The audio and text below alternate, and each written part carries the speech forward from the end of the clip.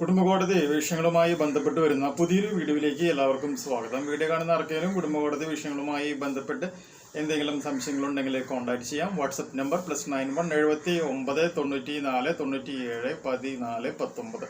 ഒരു വട്ടം വിളിക്കാനുള്ള കൺസൾട്ടേഷൻ ഫീസ് 500 രൂപ ഗൂഗിൾ പേ ചെയ്യാം. ഇന്നത്തെ വീഡിയോയിൽ നമ്മൾ ഡിസ്കസ് ചെയ്യാനായിട്ട് പോകുന്നത് ലിവിങ് റിലേഷൻഷിപ്പും അതുപോലെ തന്നെ ബഹുഭാര്യത്വം അല്ലെങ്കിൽ ബൈഗമിയുമായി ബന്ധപ്പെട്ട് വന്നിട്ടുള്ള ഏറ്റവും ലേറ്റസ്റ്റ് ആയിട്ടുള്ള ഒരു കോടതി വിധിയെ കുറിച്ചിട്ടാണ്. അതായത് ഒരു ചേട്ടനും ഒരു ചേച്ചിയും കല്യാണം കഴിച്ച് താമസിക്കുന്നു. അവർക്കിടയിൽ എന്തൊക്കെയോ പ്രശ്നങ്ങൾ വരുന്നു. ഭാര്യയും ഭർത്താവും തമ്മിൽ അകൽച്ചയാകുന്നു. തുടർന്ന് ഭർത്താവ് വേറെ ഒരു സ്ത്രീയുമായിട്ട് ഒരു ലിവിങ് റിലേഷൻഷിപ്പിലേക്ക് പോവുകയാണ് ഉണ്ടാകുന്നത്. അപ്പോൾ ഈ സിറ്റുവേഷനിൽ ഭാര്യ, അതായത് ലീഗലി കല്യാണം കഴിച്ച ഭാര്യ ഭർത്താവിനെതിരെ കോടതിയിൽ ഒരു കേസ് ഫയൽ ചെയ്യാണ്. എൻ്റെ ഭർത്താവ് വേറൊരു സ്ത്രീയുമായിട്ട് ലിവിങ് റിലേഷൻഷിപ്പിലാണ്, അതുകൊണ്ട് അതിനെ ഒരു ബഹുഭാര്യത്വം അല്ലെങ്കിൽ ബൈഗമിയായി പരിഗണിച്ചുകൊണ്ട് എനിക്ക് ഡിവോഴ്സ് അനുവദിച്ച് തരണം എന്ന് പറഞ്ഞുകൊണ്ട് കോടതിയിൽ പോവുകയാണ് ചെയ്യുന്നത്. അങ്ങനെ പോയപ്പോൾ ഹൈക്കോടതി പറഞ്ഞ മറുപടി എന്താണെന്നുള്ളത് നമുക്ക് നോക്കാം.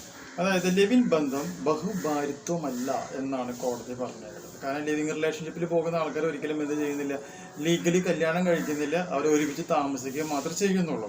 അപ്പോൾ രണ്ടാമത് ഒരു സ്ത്രീയെ, ആദ്യ ഭാര്യ നിലനിൽക്കുമ്പോൾ തന്നെ രണ്ടാമതൊരു സ്ത്രീയെ കല്യാണം കഴിച്ചാൽ മാത്രമാണ് അത് എന്തായിട്ട് മാറുന്നുള്ളൂ, ബൈഗമി അല്ലെങ്കിൽ ബഹുഭാര്യത്വം എന്ന് പറയുന്ന കണ്ടീഷനിലേക്ക് പോകുന്നുള്ളൂ. തുടർന്ന് കോടതി പറഞ്ഞ പോയിന്റ് ഇങ്ങനെയാണ്: ലിവിങ് ബന്ധത്തെ ബഹുഭാര്യത്വമായി കണക്കാക്കാനാവില്ല. നിയമാനുസൃതമല്ലാത്ത ലിവിങ് ബന്ധത്തിന്റെ പേരിൽ ബഹുഭാര്യത്വത്തിന് കേസ് എടുക്കാനാകില്ലെന്നും കോടതി ഇവിടെ കൃത്യമായി എന്ത് ചെയ്തിട്ടുണ്ട്, വ്യക്തമാക്കുകയും ചെയ്തിട്ടുണ്ട് എന്നുള്ള കാര്യം മനസ്സിലാക്കാം. അപ്പോൾ ഇതൊരിക്കലും ഒരു ഇരട്ടത്താപ്പായിട്ട് ഉപയോഗിക്കരുത്. ഒരു നിയമവശമാണ് നിങ്ങളുടെ മുമ്പിൽ അവതരിപ്പിച്ചിട്ടുള്ളത്. ഇനി ഇതുമായി ബന്ധപ്പെട്ട് വന്നിട്ടുള്ള 1-2 കോടതി വിധികൾ നമുക്ക് ആഡ് ചെയ്ത് പറയാം. അതായത് ഒരു പ്രത്യേക സിറ്റുവേഷനിൽ ഭാര്യ വേറൊരു പുരുഷനുമായിട്ട് ലിവിങ് റിലേഷൻഷിപ്പിൽ പോയപ്പോൾ ഭർത്താവ് ഭാര്യയ്ക്കെതിരെ BNS സെക്ഷൻ 69 പ്രകാരം കേസ് ഫയൽ ചെയ്യാണ്. അതായത് എൻ്റെ ഭാര്യയെ ഞാൻ കുടുംബ ബന്ധത്തിലേക്ക് വേറെ ഒരു പുരുഷൻ കയറി വന്ന് ആ ബന്ധത്തിൻ്റെ പവിത്രതയെ നശിപ്പിച്ചു എന്ന് പറഞ്ഞുകൊണ്ട് ഈ കാമുകനെതിരെ കേസ് 1 കോടി രൂപ നഷ്ടപരിഹാരത്തിനായി കേസ് ഫയൽ ചെയ്യുകയും തുടർന്ന് 37 ലക്ഷം രൂപ നഷ്ടപരിഹാരം ലഭിക്കുകയും ചെയ്തിട്ടുള്ള ഒരു കോടതി വിധിയുണ്ട് എന്നുള്ളൊരു കാര്യം പ്രത്യേകം മനസ്സിലാക്കാം.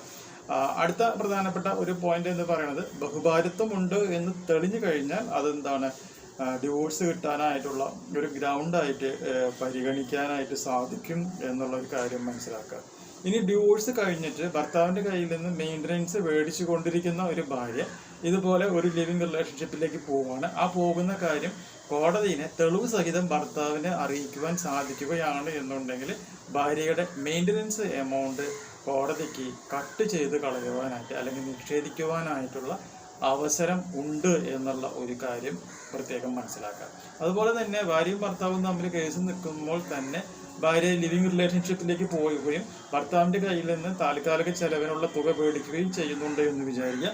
ഈ ലിവിങ് റിലേഷൻഷിപ്പിൻ്റെ കാര്യം കോടതിയിൽ ഭർത്താവ് പ്രൂവ് ചെയ്യുകയാണ് എന്നുണ്ടെങ്കിൽ അടച്ച തുക മുഴുവനും ഭാര്യയെ കൊണ്ട് തിരിച്ച് കോടതി മുഖാന്തരം ഭർത്താവിന് തിരിച്ചു കൊടുക്കണം എന്നുള്ള ഒരു കോടതി വിധിയും ഇവിടെ ഉണ്ട് എന്നുള്ളൊരു കാര്യം പ്രത്യേകം മനസ്സിലാക്കാം. കുറേ നിയമങ്ങൾ നമ്മളിപ്പോൾ ഒരുമിച്ച് ക്ലബ് ചെയ്ത് പറഞ്ഞു എന്നുള്ളത് മാത്രം. അപ്പോൾ പ്രത്യേകം മനസ്സിലാക്കുക, ലിവിങ് ബന്ധം എന്ന് പറയുന്നത് എന്തല്ല, ഒരു ബഹുഭാര്യത്വം അല്ലെങ്കിൽ ബൈഗമി ആയിരിക്കില്ല എന്നുള്ള കാര്യം മനസ്സിലാക്കുക. ഈ ഒരു ഇൻഫോർമേഷൻ നിങ്ങൾക്ക് യൂസ്ഫുൾ ആയിട്ടുണ്ടെങ്കിൽ തീർച്ചയായും നമ്മുടെ ചാനലൊക്കെ ഒന്ന് സബ്സ്ക്രൈബ് ചെയ്യുക. തൊട്ടടുത്ത് കാണുന്ന ബെൽ ബട്ടണും എനേബിൾ ചെയ്യുക. പുതിയൊരു വീഡിയോ ആയിട്ട് വീണ്ടും കാണാം. ബൈ.